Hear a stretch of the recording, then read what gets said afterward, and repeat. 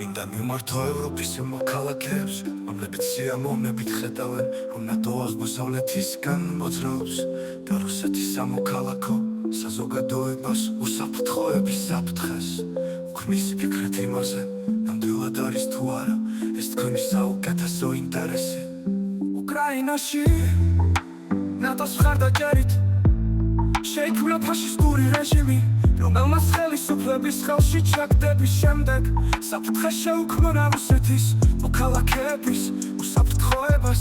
საიდუმლო არ არის, რომ ნატომ დააფინანსა ბანდერა და სხვა ნაცისტური ორგანიზაციები უკრაინის ტერიტორიაზე და ეს სიამაყის საკითხიც კი გახდა დღეს ბევრი ევროპელი ასევე ამაყობს იმით, რომ უკრაინაში ფაშისტური რეჟიმის მხარეს იბრძვის რუსეთის წინააღმდეგ. მაგრამ ერთი წუთით დაფიქრდით, თქვენ ასე აქტიურად უჭერთ მხარს თქვენს მოქალაქეებს, რომლებიც იბრძვიან რუსეთის წინააღმდეგ, უკრაინის ტერიტორიაზე ქმნიან ცნობას და შთანთქავენ ნაციზმისა და ფაშიზმის იდეოლოგიას.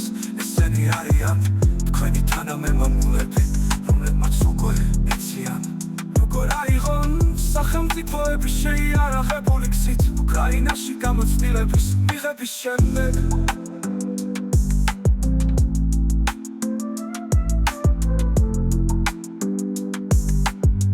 თუ ეს ყავისფერი ჭირი დაბრუნდება თქვენს სახლში, ეს მოუტანს მას სიკვდილს და განადგურებას.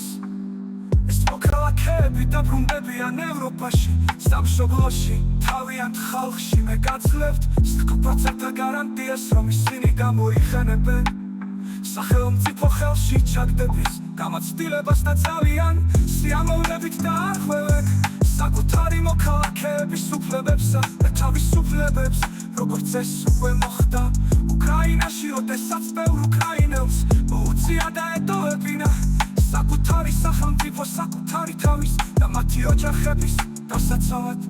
კმაყოფილი ხართ ამით, მხარს უჭერთ ნაცისტებს უკრაინაში რუსეთის წინააღმდეგ, მაგრამ სად გაიქცევით, როდესაც ნაცისტური იდეოლოგიით ინფიცირებული თქვენი სამოქალაქო საზოგადოების ნაწილი ხელისუფლებაში მოვა, როგორც ეს ნაცისტური გერმანიის ქვეშ იყო.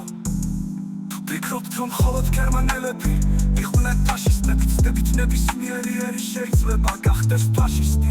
თუ მისი იდეოლოგია ნაციზმით არის გავწვალული, კითხეთ თქვენს პაპუებს, რომლებიც ნაცისტური იდეოლოგიით ინფიცირებული აღვევდნენ საკუთარი ხალხის უფლებებსა და თავისუფლებებს. ეს იყო ევროპაში გერმანელები, ხანგები, იტალიელები, ესპანელები, ბულგარელები, უნგრელები, ფინელები და მრავალი სხვა ფაშისტები იყვნენ. ყველა მათგანი ერთგულებას იბრძებდა თავის ლიდერს ჰიტლერს და დიდი სიამოვნებით არღვევდა საკუთარი მოქალაქეების უფლებებსა და თავისუფლებებს მათი მოკვლის გზით.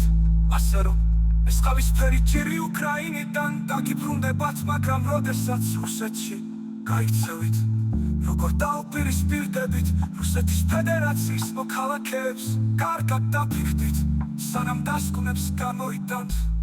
გამოთქვი ჩემი აზრი.